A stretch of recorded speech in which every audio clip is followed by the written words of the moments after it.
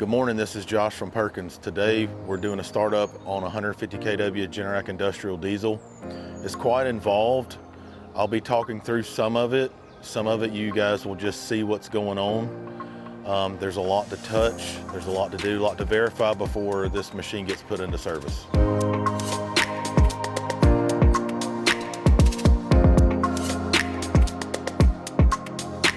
First thing we're going to do is we're going to open up the machine, kind of give you a brief rundown of what this machine is.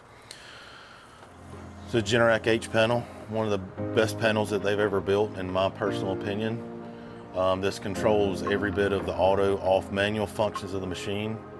It gives you two displays to be able to see exactly what the machine's doing. I'll be doing a lot of programming in here.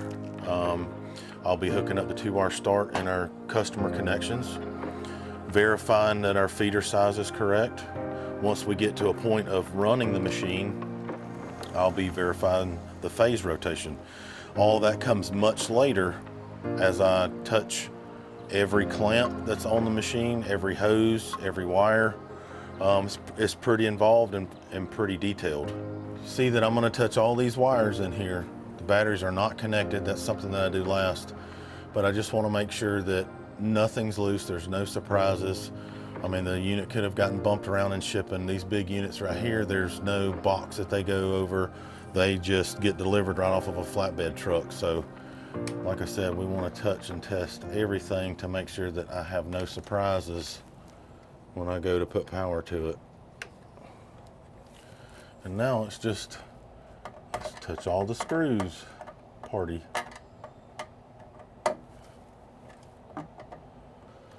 So now I've touched all the screws. Everything in here looks good. There's no power to anything.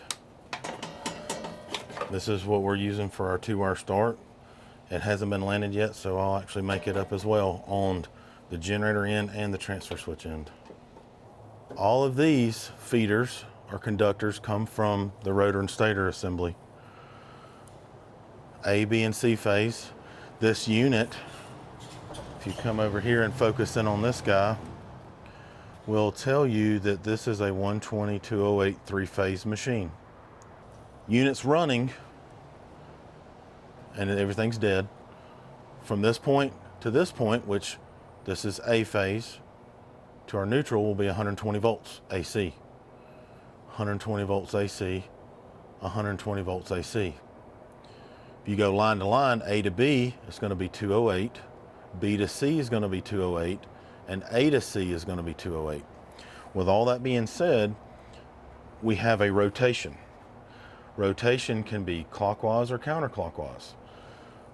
After I get the machine running and put power to the transfer switch, I'll have to verify that the generator's rotation matches with utilities. This comes, I mean, it's super important because if you have anything with motor loads on an air conditioner or anything of that nature that has a motor in it, if it is used to running one direction and now the generator makes it run in the backwards direction as compared to what it's normally run at, you'll break the motor. So what I do and what we do here at Perkins is no matter what the rotation here is, doesn't matter. We measure it at the transfer switch. Because at that point of the transfer switch, if it matches, it's correct.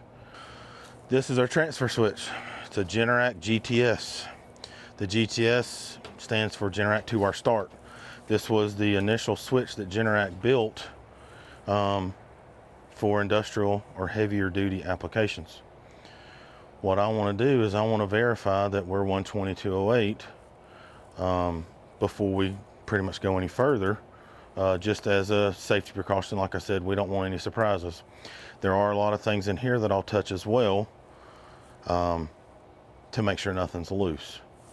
It's 217, which is okay. It's 120/208. So yeah, we are fine. So what we'll do now also is I'll go ahead and see what the phase rotation of utility is, and we'll actually mark it in the back of the switch.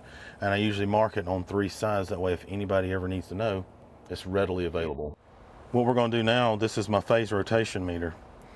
I actually like this meter, and I'll show you what I was talking about. If you have the phases out of order versus what utility says, that it will directly reverse the rotation.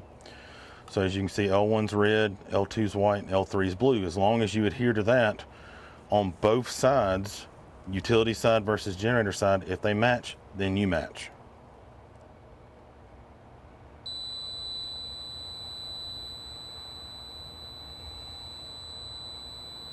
All right, so this is saying it's counterclockwise. Let's do it one more time. All right, so it went counterclockwise. Turn it off. I swapped two of them around. Now it should be clockwise. Now it shows us that it's clockwise. So from utility power, this is counterclockwise. So the way that the power is being pulsed would spin an engine in a reverse, left hand, counterclockwise, if you will. Counterclockwise is probably the easier thing for folks to remember. So once we get the generator running, I'll do it down here. If it's not counterclockwise, then I've got to move two blacks, two reds, two blues, two blacks, and they actually swap positions. This is a very effective way of and this is the only way that I know that I can fully trust the rotation. So right now, if the generator was in the automatic position,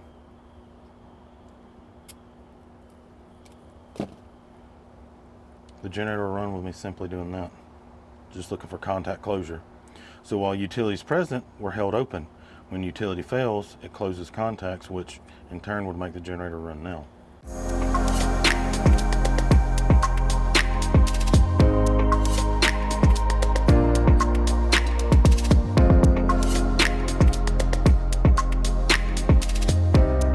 Our battery charger is plugged up, but there's no power going to it yet because it's not ready. As soon as I hook up this other battery cable, I will turn the power on to it, verify battery charger's working, verify that the block heater's working.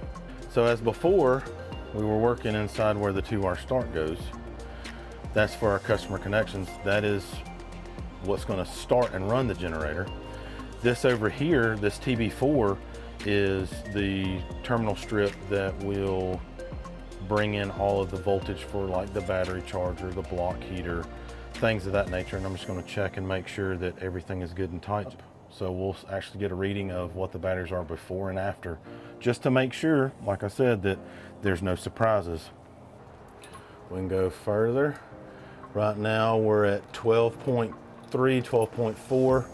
After they stabilize out, it should be about 12.6 with no charge. So 12.3, 12.4 is not bad. I'm gonna go over, turn the breaker on. As you can see, we went from 12.3, now we're at 13 volts. 13 volts means battery charger is running. All right, so as of now, we just verified that the block heater is working. Right now it's saying our water temperature is between 60 and 62 degrees. I just want to see it elevate a little bit. I've already put my hand on the heater. I know it's warming up, but I just want to see it move a little bit. Yeah, this is actually where it's plugged in. With this type of application, you want to eliminate any kind of issues before they become one. I have not done any programming yet. I want to run the machine as it is from the factory, verify that we're running 60 Hertz, verify that we're making 208 volts before I touch it. There's certain parameters that I like to set. We're actually going to be putting a monitor on here. So I'll go ahead and adjust all the parameters for that. I don't have the monitor yet, but I'll go ahead and do all the programming that I need. But first, I want to see it run. Just a good rule of thumb, this is a highly calibrated piece of equipment. This is calibrated too, but trust my life on my meter. So let's go to manual. We know that the machine is 68 degrees. She's not freezing cold. She should run.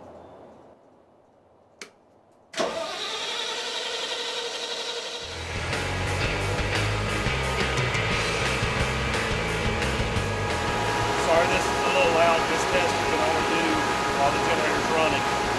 I've got my phase rotation meter hooked up, red, white, blue.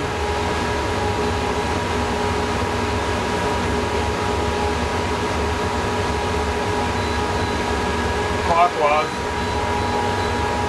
Test it again.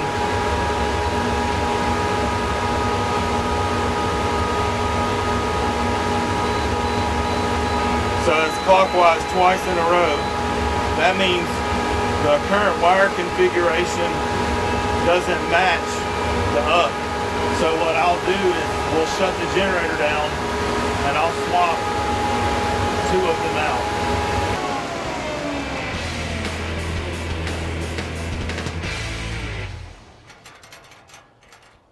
So the engine now, the water temp's 136 degrees, oil temp's 161.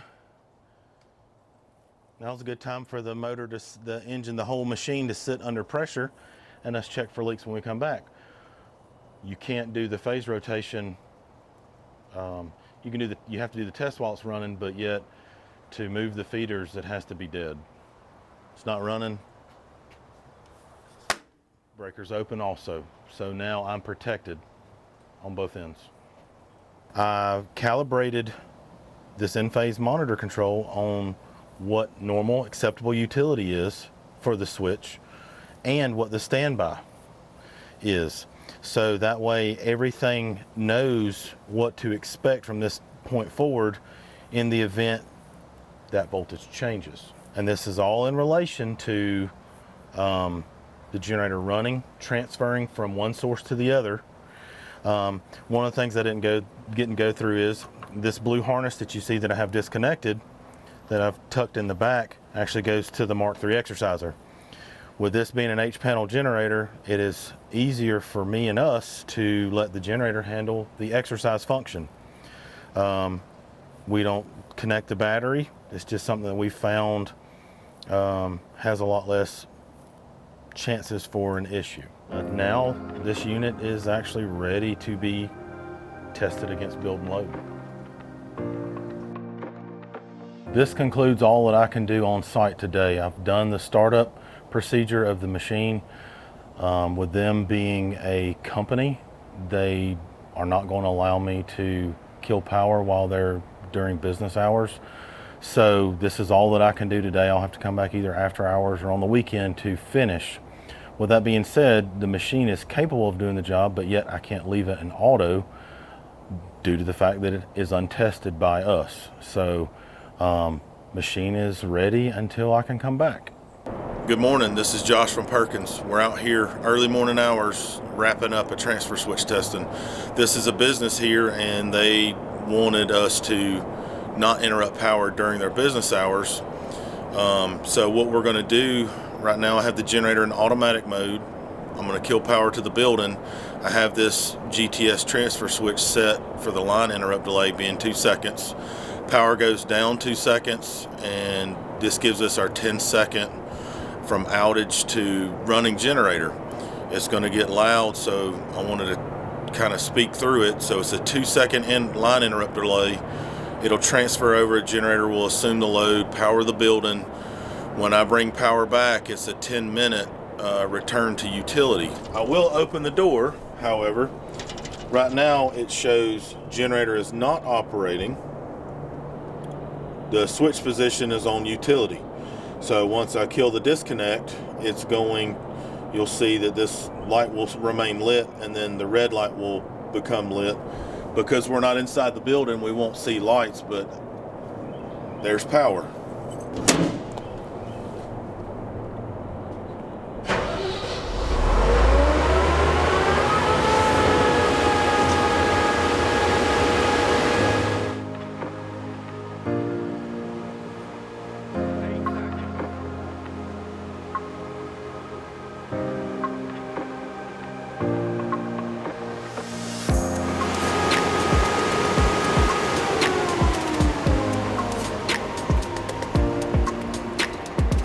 Well, this is going to wrap it up for this industrial commissioning / startup.